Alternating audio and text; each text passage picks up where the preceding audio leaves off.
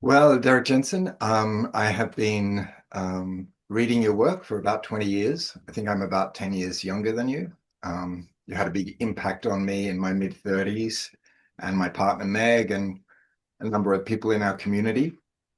Um, and yeah, we've been tracking your writings and your willingness also to um, your willingness to change your mind as well. And that's one thing that I really admire about your work and your frankness in explaining that. And but one of the things I thought we could start with just as a kind of get to know each other is just to speak from about maybe an anecdote or a story or something that's alive to you about the country, the land that you are currently on. And if you would like to go first, and then I can share from where I'm speaking. Great. Thank you for all that. And thank you for your kind words. They mean a lot to me.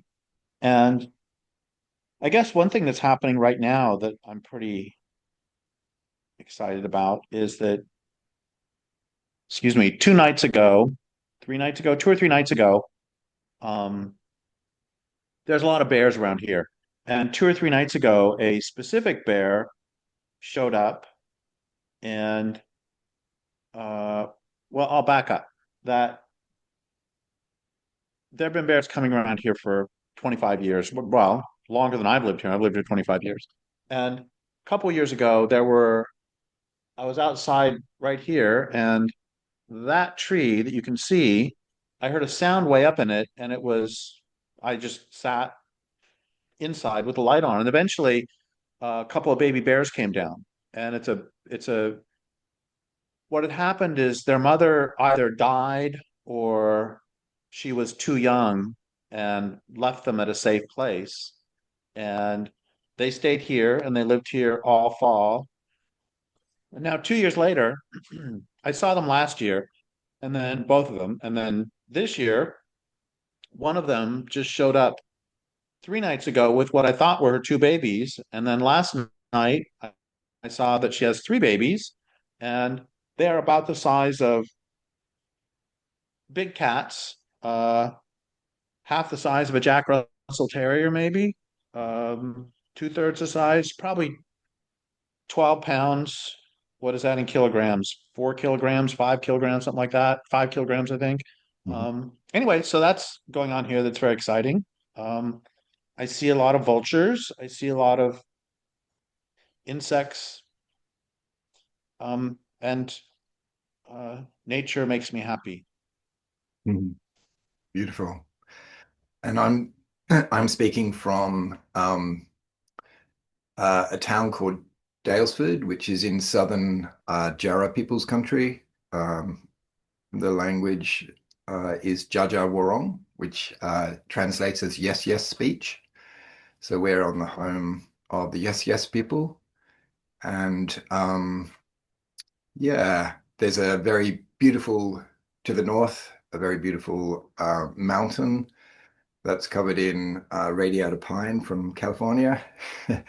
And it's an old volcano, and that Jarrah people call that Laugenbuch, and it's the nest of the emu. And that story is dear to me because in Australia, the emu male doesn't lay the eggs, of course, but sits on the eggs after the mother has laid the eggs, and he brings those eggs into life and then raises the chicks.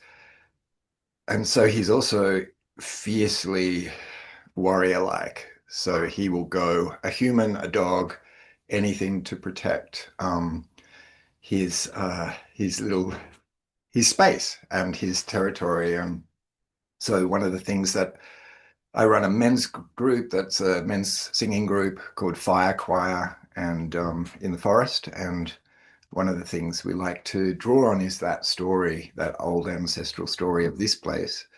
Not because it's our culture to, but just noting the power of the emu here, big emu story in Jarrah people of this particular little neck of the woods, and just how masculinity is this great range between nurturer and fierce protector, and in um, in the kind of uh, yeah, looking at what I call fallen patriarchy, um, in terms of yeah, from the smashing of feminine power in the Middle Ages, through the witch hunts, and then the subjugation of men into mines and factories in the early industrial period. Those men would come back via the pub and then bring family violence home into the homes. And these men were once land bonded, and had ceremony.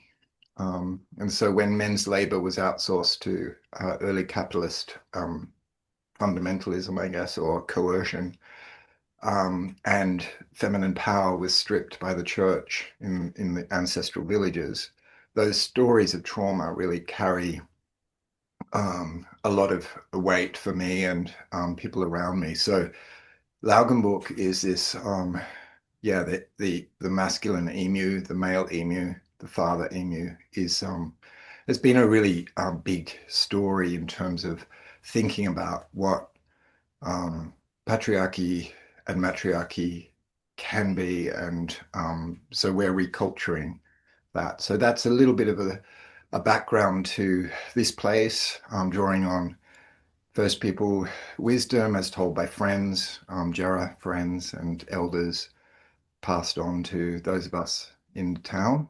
And we have close connection to our mob who are renewing and regenerating culture here.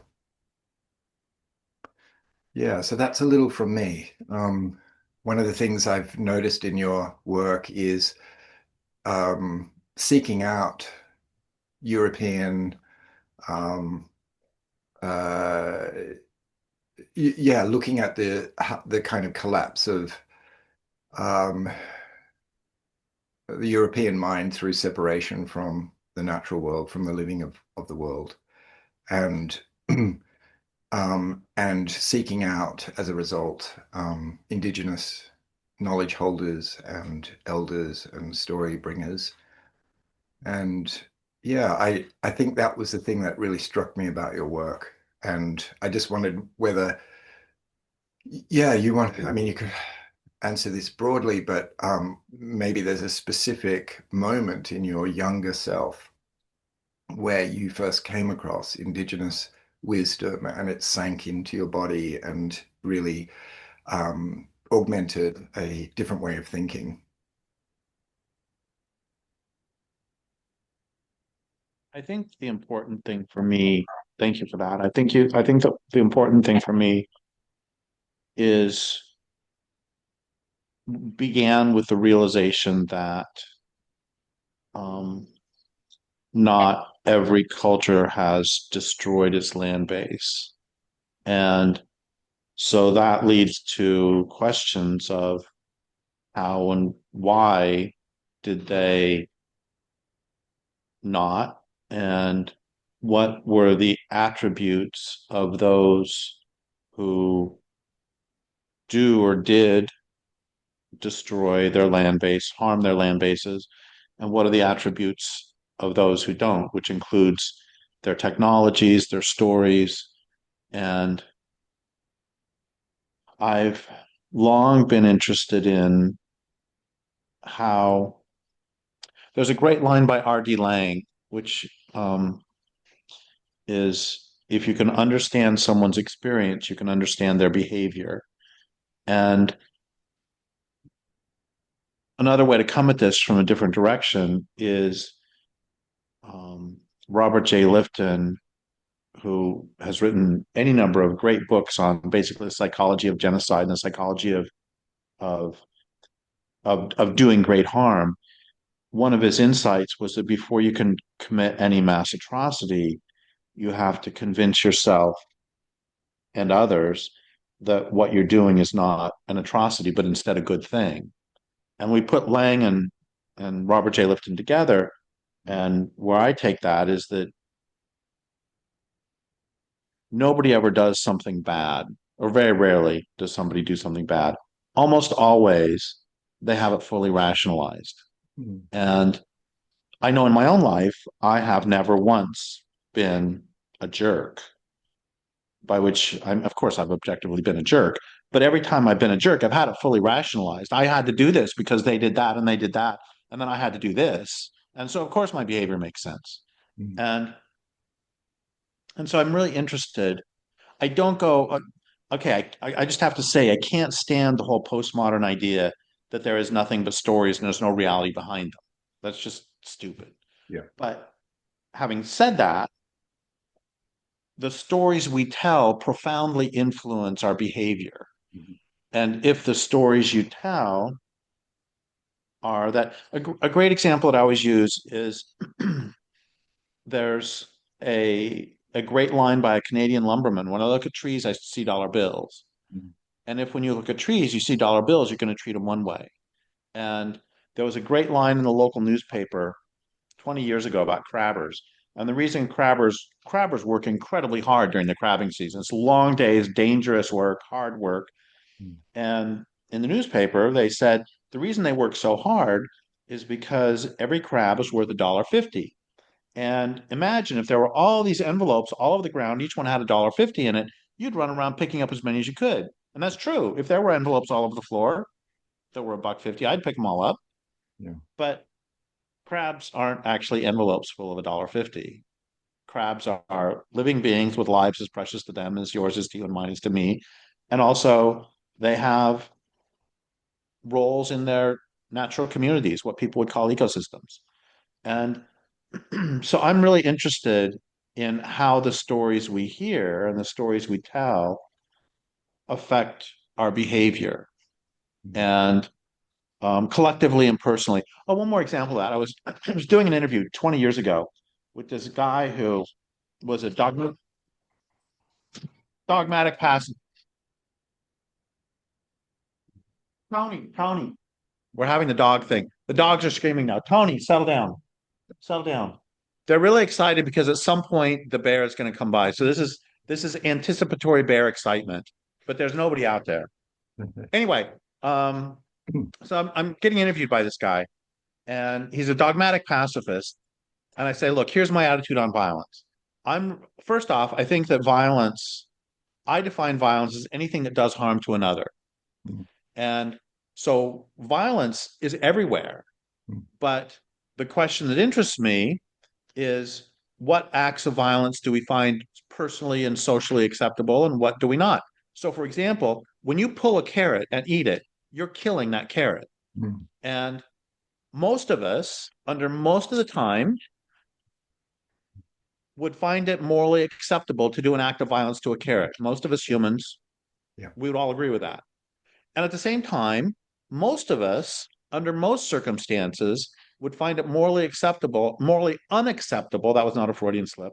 Morally unacceptable to do an act of to kill another human being.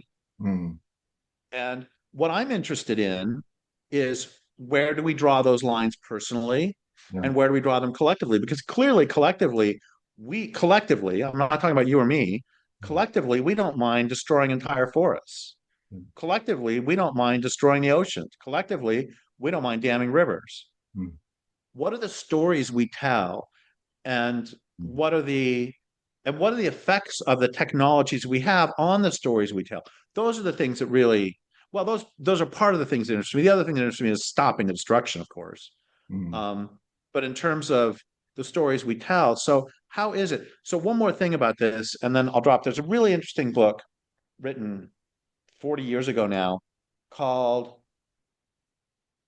Female Power and Male Dominance by Peggy Reeves Sanday. And in this book, she says, okay, there are some cultures that are high rape and some cultures that are low rape. Yeah. What are the characteristics of the cultures that are high rape? What are the things they hold in common? And what are the things that the others hold in common? And then she goes through and like if they're well, the one I want to mention right now that I find really fascinating is there's a higher chance of it being a high rape culture if there's significant ecological displacement or famine within the previous couple hundred years. mm, So what that says to me is when a culture gets ecologically traumatized, mm, that trauma can manifest by men being violent to women, and then that can also manifest that trauma can take hundreds of years to metabolize. So I mm. mean, we can go anywhere you want with that. We can go anywhere else too. Yeah, no, But I think that's a good that's stuff I find fascinating. yeah, absolutely. And I think she also mentions sky god cultures. And that's a good segue into, I guess, what. Oh, Hmm, what she says that I found fascinating, or my understanding of what she said was that if there is a couple creator deity or a hmm, female creator deity, it's more likely to be low rape. And hmm, if there's a male creator deity without a female, then it's more likely to be high rape. Which one of the things about that I thought was hmm, fascinating is I first heard about that when I was interviewing Judith Herman back in my early 30s. And it had never occurred to me until that interview how weird it was. I'm 32 years old or something.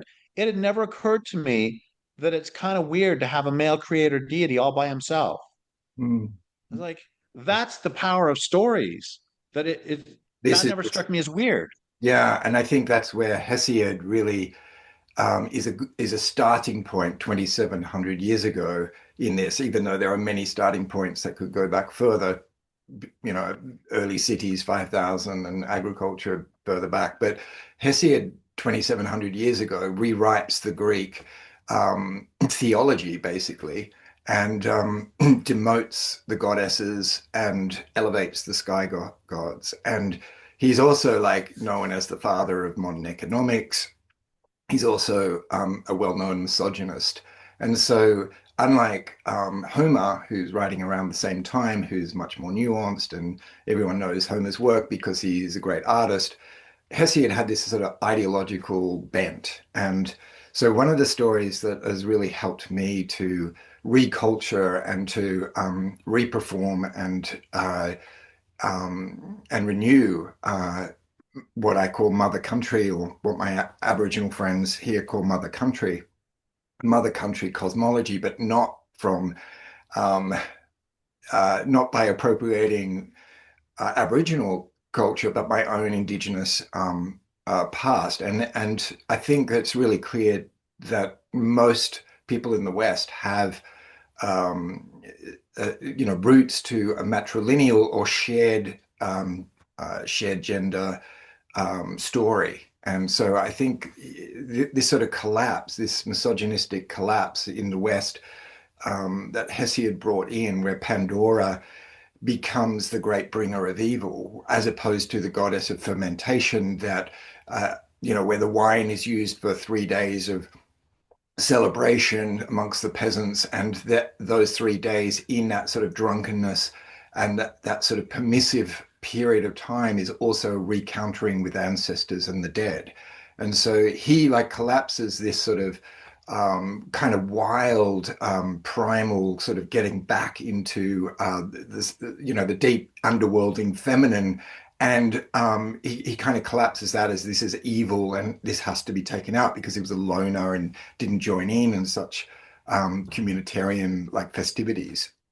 And so people like, Pandora, I've followed her story. There's some really, Gail Thomas is an American scholar who I think has, yes, written a really definitive book on restoring Pandora. And so Pandora's myth just gets collapsed as what Erasmus, I think a third century Christian scholar, it moves it from the vessel, the fermenting vessel, Pandora's jar, to the box, and all hell breaks loose. And it's the myth is actually much more beautiful. So just on your point about how stories in frame how we perform life, they stories that also get co-opted and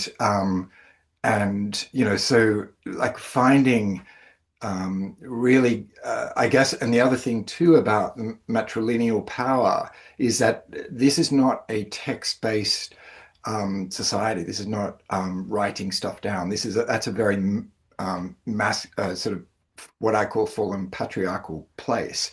And my last chapter in my doctorate was all about the four plays of writing. This is coming as a writer, the four plays of writing in ecological disembodiment. And so oral cultures tend to be female cultures, or female power is much more elevated in oral cultures. And the reason we have these stories handed down is not just sort of some neo-pagan myth making, but actually they're painted on the vases. And so the ancient vases hold the feminine story. And so that book by Gail Thomas is really sort of critical for me in this, like in terms of restoring feminine and masculine power, not this fallen patriarchy power that is war, man-made mass death mindset of domination and control. So it's really interesting you bring this up right now because I mean I've written some about the uh, harmful effects of the written world ecologically and socially. And then a friend of mine just wrote me this week to say, you know, and he's very, very, very smart and thoughtful guy, was writing me saying, I'm wondering, I hope this doesn't offend you, but I'm wondering if writing was a net loss for the environment. And I wrote back and said, no, it doesn't offend me at all. I think it's a wonderful conversation to have. Okay, having said that, Mm, since you've written a chapter on this, can you, for the audience, mm, um, lay out, and I don't mean this as an insult at all, but mm, lay out how language, the problems of written language for dummies, like mm, lay out the basics, lay it out for me as though I'm a very smart 10-year-old or mm. very smart 12-year-old. Yeah, I So we think, can just get the basics of this. yeah, sure. I mean, the basic premise of And that. why is written language? I honestly don't understand. I understand the destructiveness of it in terms of making devaluing oil, but I want you to talk about that.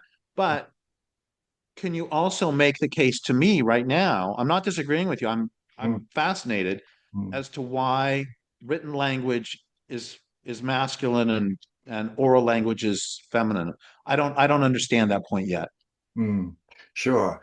And also, I just want to make a qualification that I think all of us, in the Celtic sense, are gender fluid, not in the Silicon Valley crazy sense of right now. But yeah, just that, I embody feminine attributes, which are, of course, my emotional realm. That's what I consider my underworlding, my interest in underworlding, and then my masculine stuff is that protector at the edge of the village, or the emu saying back off. Or so yes, and I think there's a great range. Some of us are just really very masculine and very little feminine, and others have other men have a lot of feminine traits. So, and I think the current thing that's going on with gender is just like a complete sort of, we can get to this later, but I feel like it's a complete collapse of that sacred sort of knowing of the range, and it's like this synthetic poison of the kind of transhumanist ideology that's affecting that beautiful ancient understanding. So so I insofar as I understand what you just said, I completely agree.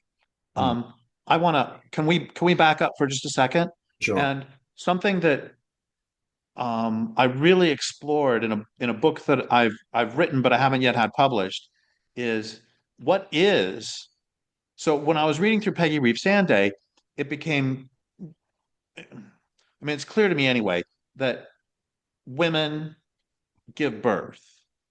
That's not the only thing they do, and there are women who've been warriors. We both have all those. We understand all that. Not every woman gives birth, et cetera, et cetera. But it is simply true that if you have 100 people in a village, 50-50, and 50 of them die, and you end up with one woman and 49 men, your village is going to die because she can't give enough birth. If it's one man and 49 women, Mm, your culture can continue, or your village can continue. So for me, a lot of things spring from there that men have bigger brow ridges, and we many of us have beards. And one of the reasons we have beards is to keep things from grabbing at our throat. It's like men are frankly ecologically expendable. mm, And our role, like you say, it's like I love this thing about bison, that when bison are under threat, they form a circle, and guns destroy all of this. But pre-guns, this worked for millions of years. mm, That they form a circle. At the center are the mothers and children, mm, and then beyond them are the like teenagers, and then beyond them are the childless mothers, and then beyond them are the the males. And mm, that's both in terms of power, physical power, and that's also in terms of expendability. Because if one of the bulls dies, who cares mm, ecologically? mm, And so for me, there is this uh so in a lot of these cultures with Peggy Reef Sanday, where she was talking about, like if you have a role that would require like diplomacy, this is 5,000 years ago or 2,000 years ago, whatever. If you have a role like diplomacy or long distance exchange commerce, those would fall to men mm, because A, the woman, if she has a baby, she needs to be around the baby. And B, if the guy dies, mm, it's, I mean, too bad for him and too bad for those who love him.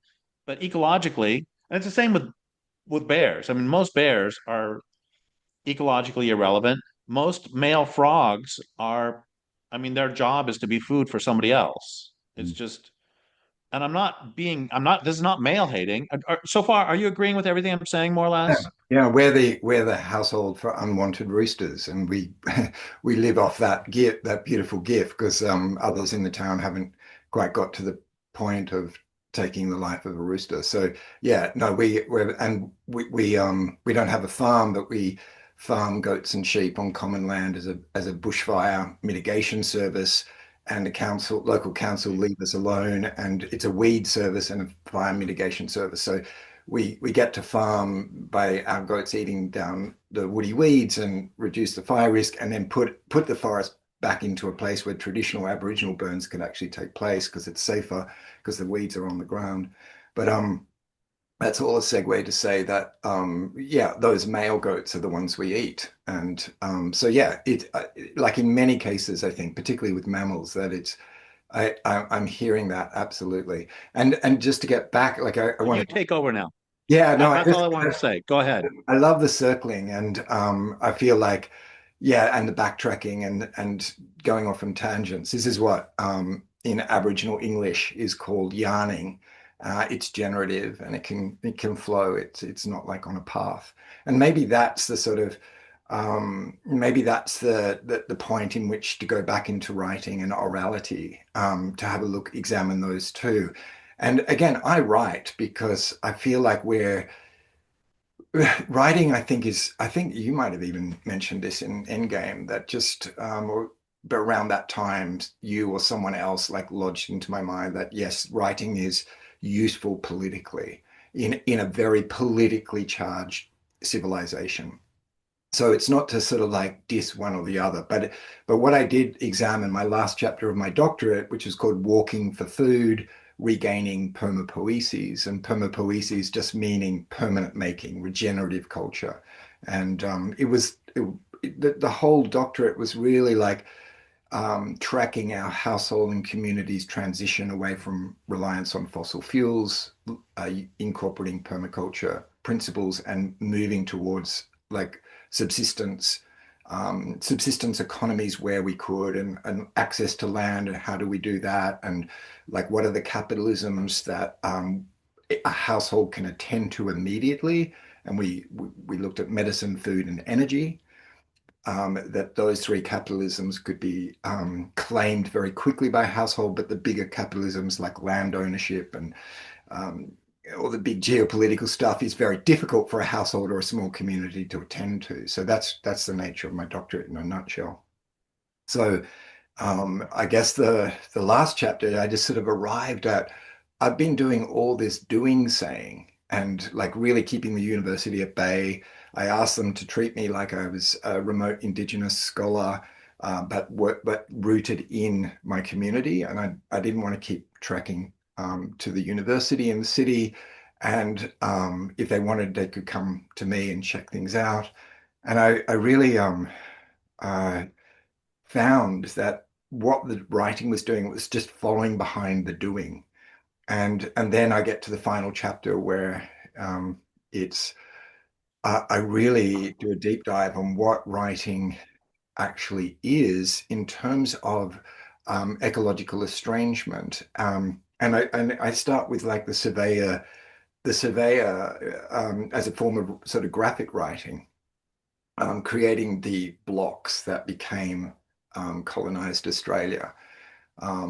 Previous, so the actual writing of a pen on paper and the violence, the civilizational violence of that, enabled by the old Latin legal term terra nullius, which the British used to say empty land, we can just take this. So um, the and then all the time reading like people like Martin Prechtel, particularly, but a whole lot of Indigenous elders, and then showing up anytime an Indigenous elder or knowledge holder was speaking locally and just listening.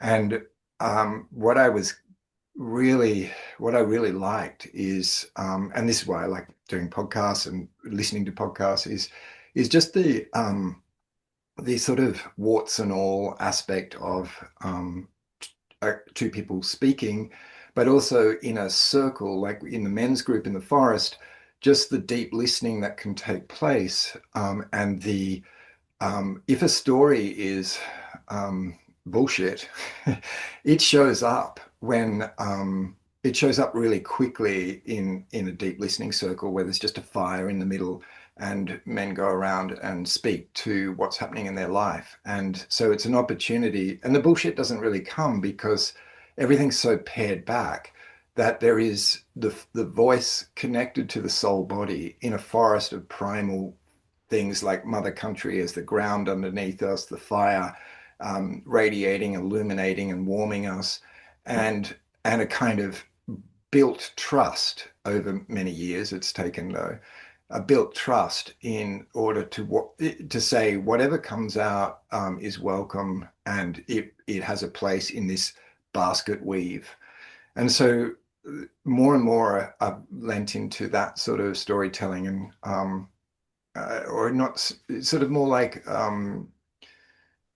yeah, and how the story becomes then a woven in that men's circle, how it becomes a that one brother's story, a bit like a dream becomes the dreaming if it charges through us all, like if we have some sort of relationship into what that brother is sharing. And what so at the end of the night, we all arrive as separate individuals, shake off the road dust, and then at the end of the night, so at the beginning of the night, we arrive in separate minds, and at the go through this process and this sort of deep connection with one another, and which is where vulnerability is really welcome, and the whole protector male having to because obviously we've been programmed as well, even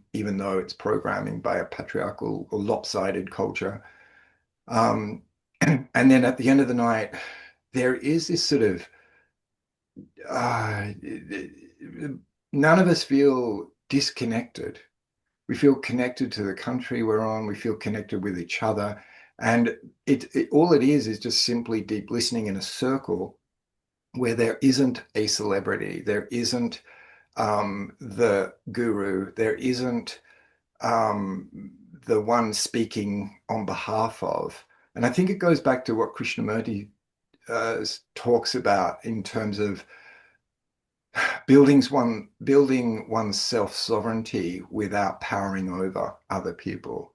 And I think somehow the writer as hero, the artist as hero, this tradition that I came through in the West has some sort of psychic And and we saw this, I think we see this all the time, like in terms of the expert class and just that deferring to the expert rather than our own intuition, our own heart, and our own two chambers of our brain. And so there's like we have all these logic centers that Western culture um, seems to kind of constantly tell us that what we are thinking or feeling is of no value, defer to the expert. And so one of the things I arrived at the end of my doctorate was just this wanting to like compost the last 3.5 years of my life and just get into my writing becomes my humanure composting, my the hunting that I do, the farming, the gardening, the wheelbarrowing, the energy resources, the wood, and then taking materials like um, activated biochar back to the forest as a ritual of return. Just just all these kind of things that have happened since where I occasionally do write and it's not like one or the other or I'm in some sort of purification ritual because I'm also Western and I also understand what writing does. I mean, your books like radically informed my life as a younger man. So almost so that I almost arrived in, almost got locked up with some, yeah, with some, anyway, I won't go there, but, yeah, so that's my kind of, that's the nub of that essay. It's looking at Indigenous ways that, build a kind of collective story and dreaming without the exclusion, not like this communistic thing of like subjugate yourself to the collective. It's like the village is no more important than the individual is no more important than the village. Thank you for all that. That's really interesting stuff. And it makes me think that a couple things. One is it reminded me of this great quote by Stanley Diamond that I'm going to read. And there we go. You know, you and I are talking, and I'm going to read something that was written by some guy who's now dead, which is which is what I want to get to in a second about this. Writing was one of the original mysteries of civilization, and it reduced the complexities of experience to the written word. Moreover, writing provides the ruling classes with an ideological instrument of incalculable power. The word of God becomes invincible law, mediated by priests.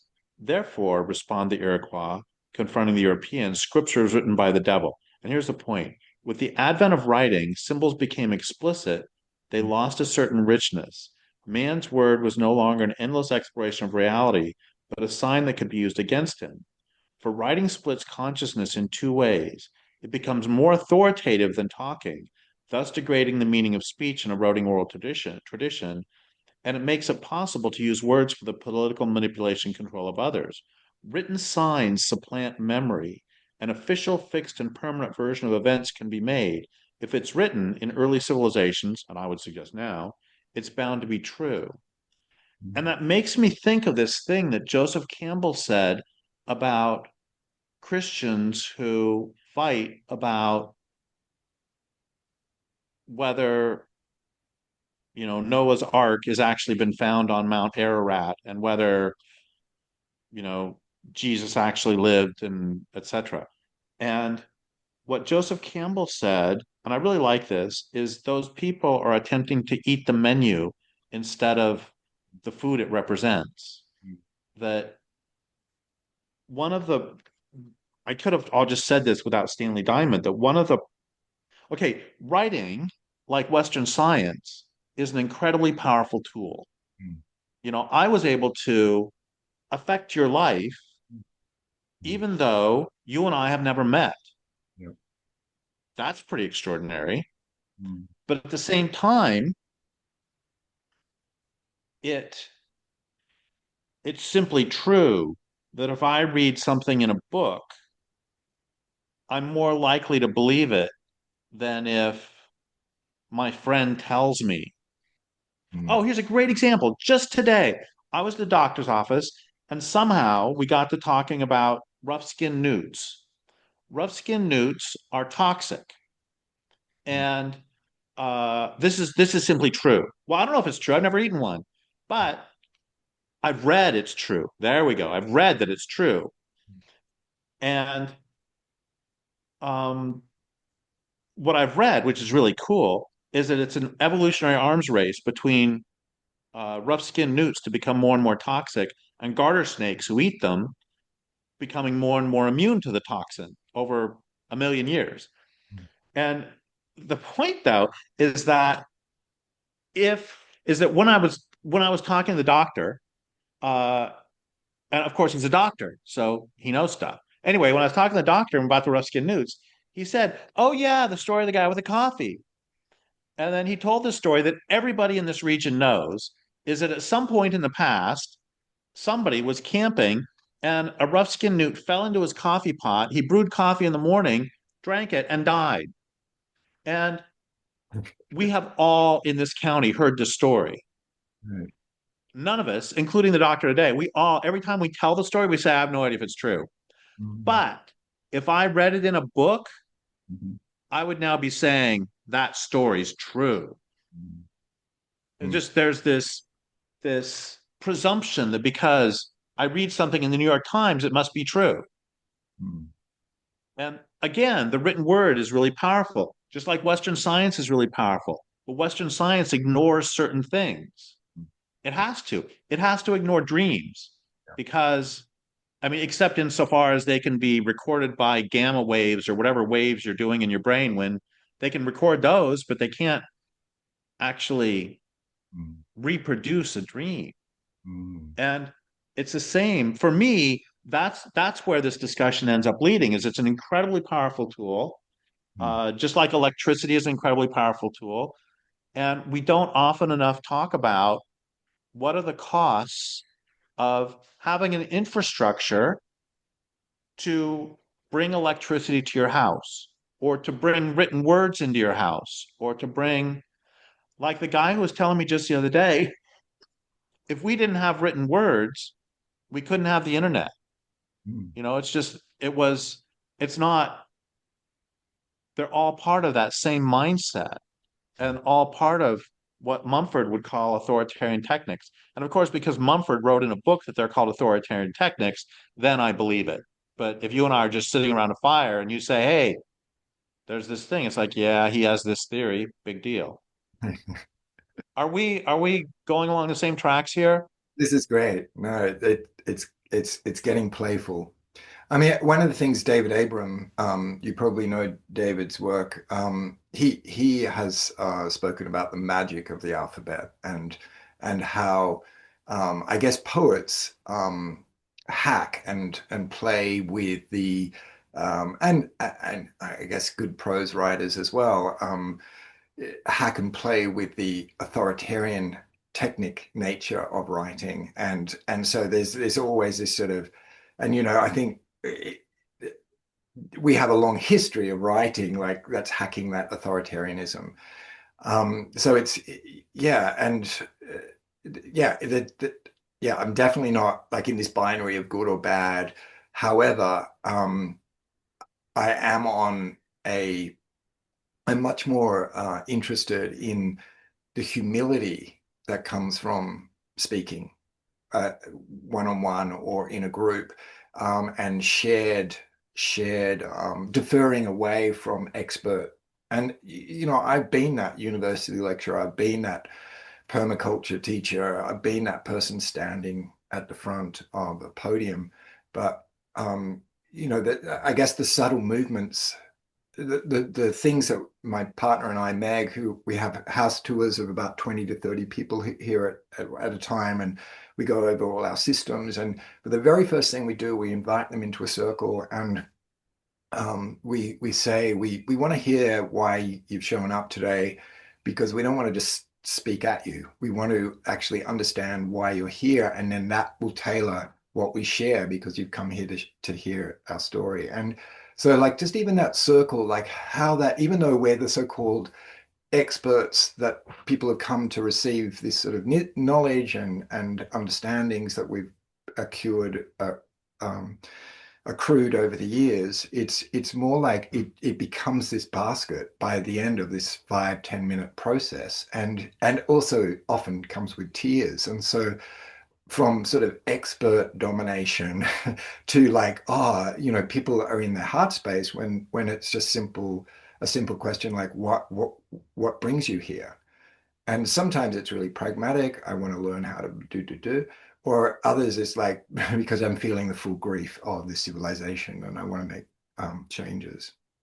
And so, and one person's vulnerability then leads to the opening of a group dynamic vulnerability. And that to me is sort of like brokering that, or like merging um, uh, the yeah, that also not shying away from, as we age, we have something to say as well.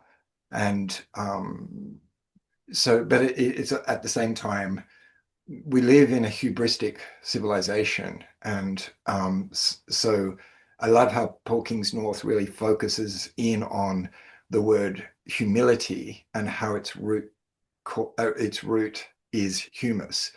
And so, for someone whose poetics are now not written word, but actually how I convert our household's human waste into rich humus as human neurocompost, um, I feel like I don't know, it's sort of a bit cliche to say this, but there's an earthiness. There's an earthiness um, in everything that I do. It's If I go to the city, if I'm invited to give a talk in the city, I'm just completely, I have nothing to say. There's no context. And what I'm doing is drawing away. I find myself slipping back into a place that is, I guess, projecting and trying to recreate, rather than walking around with people in the forest and the garden here and showing the town, and where there's context and many little thoughts and processes that have grown into something. Um, so yeah, so there's some of the things that I've been looking at. And the other thing about science, and um, I think, when you said pulling a carrot out in terms of the potentiality of the carrot's sentience, and I don't know if this is morphic resonance, or whether because I in house and garden tours, I often pull a carrot out, and when I'm talking about taking the life of another being in order to make more life possible, which is that very sort of Italian influence, the way he uh, honors everything, and the way that he learned in that Tutsi Hill village in Guatemala, um, as a kind of as he got initiated into that village. Just there's so much to talk about that, but just in terms of the honoring of the flowering feminine earth. Um, yeah, like I guess Vandana Shiva, your work, his work, David Abram, all these incredible, and David Holmgren, who's a dear friend of mine who lives just around the corner, and we do a lot of stuff together. Um, so yeah, so that there isn't this sort of good thing, bad thing about books and writing, and I'm just so grateful um, to have had your books in my life. But I guess there is this ongoing question: is if we are to reperform ecological cultures of place, where does writing sit with that? Well, that's a great question. And I'm I'm thinking about God. I mean, you raised so many issues there. And the whole good bad thing. And I'm so glad that you had, you know, I was going to use the word nuanced approach to like experts, but that's another thing that's just been destroyed is the word nuanced. Because I mean the postmodernists have just destroyed that word by saying you have to take a nuanced approach to the fact that only females give birth. And it's like there are some places that are nuanced and some places, I mean, it's Mm. when I eat a carrot, it is dead. The carrot's now dead. And it's been converted in, I mean, that carrot has it's yes, its energy has been converted into food for me and food for those whom I poop on outside. But that individual carrot is dead.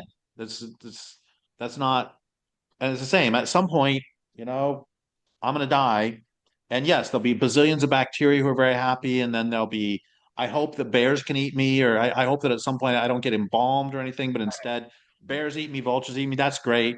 But doesn't alter the fact that, well, and maybe there's an afterlife, but it's an afterlife. It's like, anyway, that's not the point. The point is, I was so glad that you had this nuance, now that I've complained about that word, nuanced approach to experts, because I see an understandable rejection of all expertise and all knowledge gaining because we are lied to by those in power.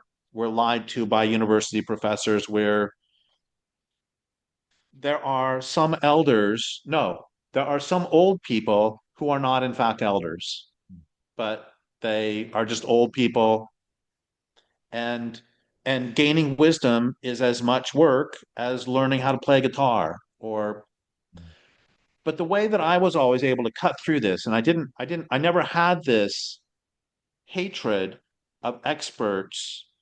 No, I didn't have an unwarranted hatred of experts. I can say that because when I was taught hunting, and anybody who's like hates hunters, don't worry, I was a terrible hunter, and my joke is the only thing I ever got was lost. So I didn't actually kill any deer.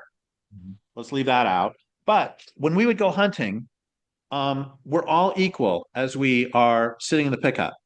And then they get out of the pickup. We all get out of the pickup. They hand me a gun. They're now in charge because they are expert hunters. And I could easily kill one of us with a gun. Mm. And so it's okay for Mm. me at your invitation to come to your house and you are the expert in human manure composition. I have not done that. What I have done is I live in a pretty big forest and I oftentimes just poop outside, but I don't compost it. I just poop and walk away and then slugs or somebody eats it, but I don't actually compost. I have tried composting before, not with human manure, but which is general, and I didn't do a very good job. Mm. So I could come to your place and I could go, God damn it, you're not an expert. And I could insist that I know more about composting than you, and I could waste a lot of both of our time. Mm. And that doesn't mean that you have to tell me what book I should write next. And it doesn't mean I get to tell you what book you do or don't write next. Mm. It just means that when we come to composting, and I'm guessing because you're in Australia, that I have more experience with bears than you do. So if we were standing on the porch and a bear walked by, it would not be inappropriate for me to be in charge Mm. and to say, don't worry about it. That bear's fine. Oh, this bear is kind of mean. So let's go inside. Mm. It's just, I hate to even make this conversation, but where our discourse becomes so ridiculous on experts because either they can do no wrong or they are evil incarnate. Mm. But I mean, you said yourself, when an indigenous elder is going to speak in town, you go listen. Why do you listen? You go listen because they might have something to say to you. It's just, I'm sorry to go on about this, but our we're there are areas that are supposed to be binary, and experts aren't one of them. Yeah. Yeah. I mean, look, if I went to a baseball game and a professional baseball player said, "Here's how you hold a baseball bat," I'm Yeah. gonna listen to him if I care. Yeah. But I think what you've mentioned there is the polarity that because there's so little trust, it's a bit like the sort of conspiracy theorist theory thing, which I think was invented by the CIA, that term in the 60s as a kind of nudge to help nudge people away from dissident views or heterodox views. And so we've seen that term really come home in the last several years, and just how it's used as a social weapon. Um, but one of the things that I have found interesting is just this sort of in a kind of industrial power sense, the expert is someone I highly don't trust, but it's not to say I wouldn't listen to them. And so, like, Yes. um, Yeah. So you could have an engineer who really knows hydrofluoric acid, and we can discuss whether we collectively should be fabricating huge quantities of hydrofluoric acid. But that doesn't alter the fact that if I'm in a room that has hydrofluoric acid in it, I'm going to listen to that guy. you know, and I should qualify. Sorry, No, no, that's true. But I should qualify when I mean by industrial, I mean like I guess hypertechnicis civility, like industrial culture rather than an industrial scientist. But yeah, so that on the one hand, there is the deep um, skepticism in particularly in big industry areas. So the bigger the industry, the more my skepticism rises. So pharmaceuticals, the military industrial complex, even education. Yeah, like the way in which industrial education is going as a kind of extreme compliance factory. So yeah, so like all those kind of big key areas, health, education, military, there is just like take the expert class with a grain of sand because they're bringing in such harm that I perceive such harm. Whereas if someone's talking about um, the kind of monospecies humus through willows in England, and a scientist is currently studying what single origin mulches are doing to the soil and how willows have all these medicinal attributes, and he's spending his or she's spending a whole life like looking at single origin willows in terms of rebuilding humus, then I'm gonna listen because there isn't a great big industry around that. I mean, this is just sort of common sense, but I think that like I guess the example would be the ABC. You have an ABC over your way. It's ours is the Australian Broadcasting Corporation or Commission.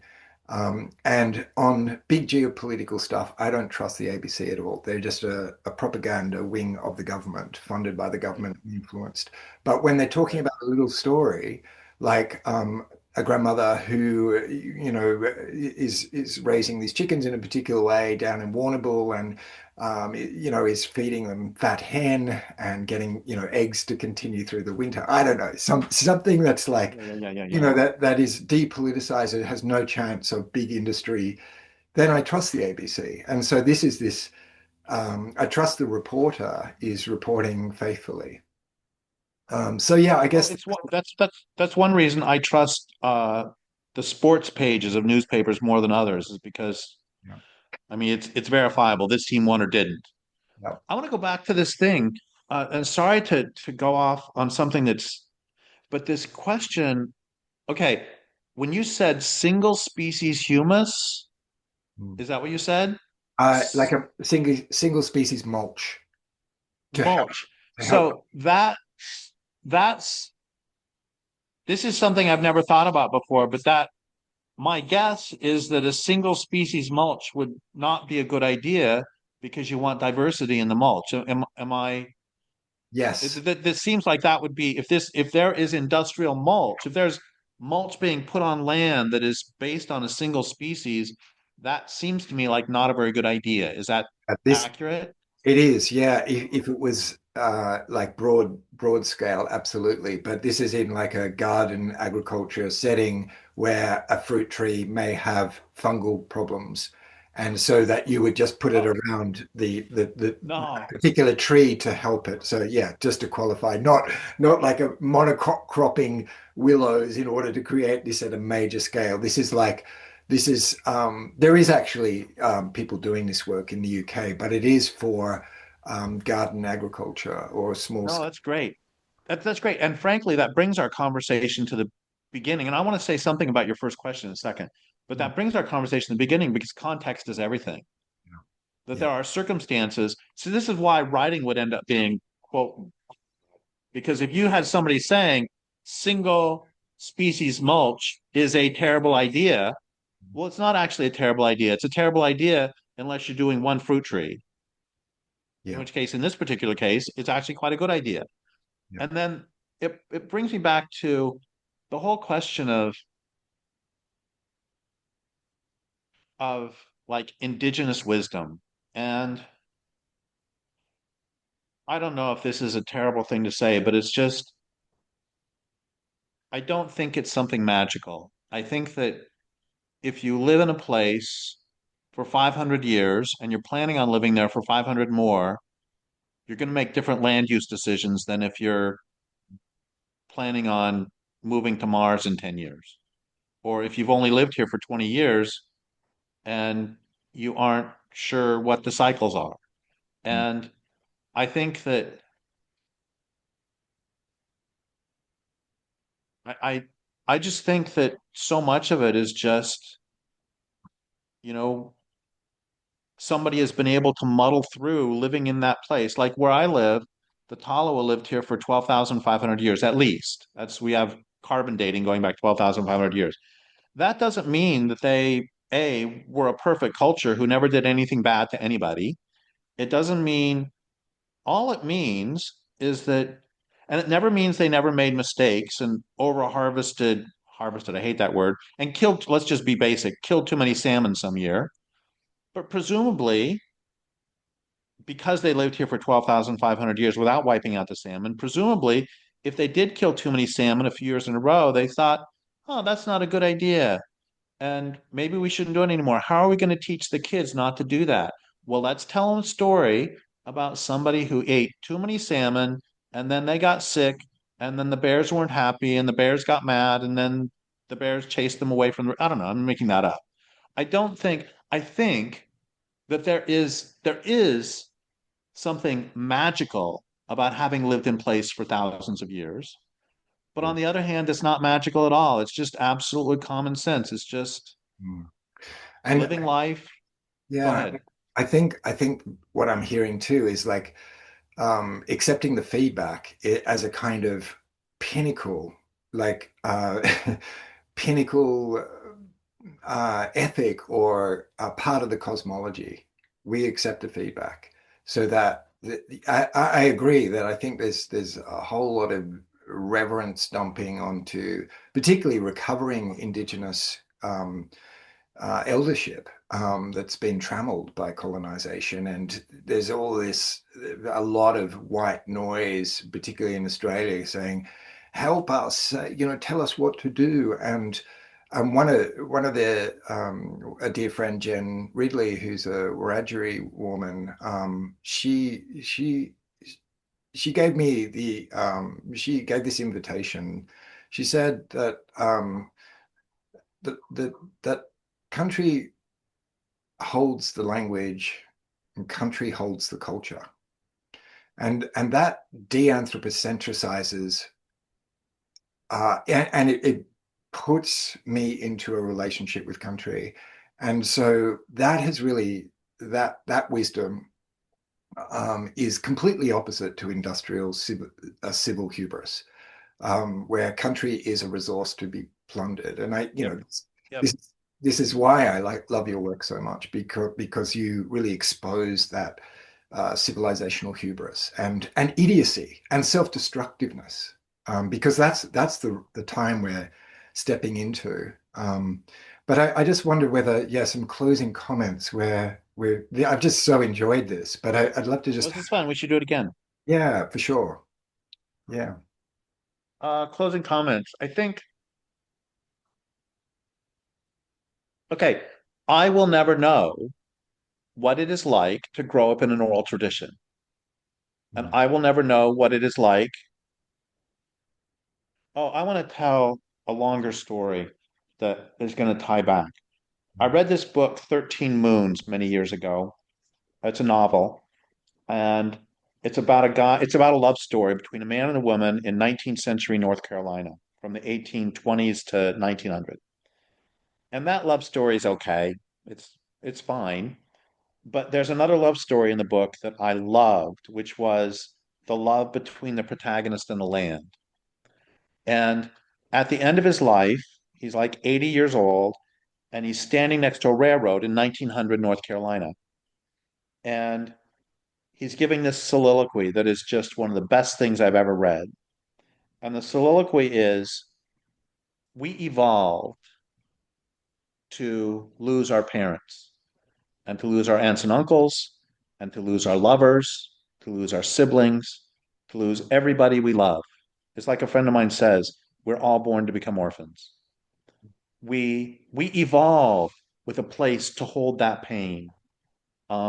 Nature would not be so cruel as to not give us the capacity. My mom died 7 years ago. I'm writing a book about it, and I still grieve, but that's part of life. And my mom went through it with her mother. Every child who has ever been born has gone through this, and we have a place for that. But he said we did not evolve. Okay, we evolved losing all of those people, but the forest would always be there. The salmon, well, not the salmon in this case because it's North Carolina, the wolves and the buffalo and the passenger pigeons would always be there. We did not evolve to be able to carry a loss. There was always that continuity. That's the real point, is that, yeah, my mom died, but that tree, no, that tree might die, but the forest of which that tree is a part will still be there. The individual bears will die, but there will always be that community. And there will always be the human community. The Tala lived here for 12,500 years. That means they had that community of people, and there was that continuity. And you and I will never know that. We were born in this circumstance. We will never know an oral tradition. We know a written tradition. We will never know a tradition. We may eventually live without electricity, but we will never know what it was like to be born. I know. How old are you? Do you mind me asking? You Uh, said you're 10 years younger than I am. So did you grow up without computers? yeah, yeah, So without, you and I are the last generation. I didn't have a computer till I was 25. I didn't have the internet. I remember somebody saying to me there was this weird thing called email, and I was like 32 or 33. And we're the last generations who weren't raised on that. And that's just, you can't change the past.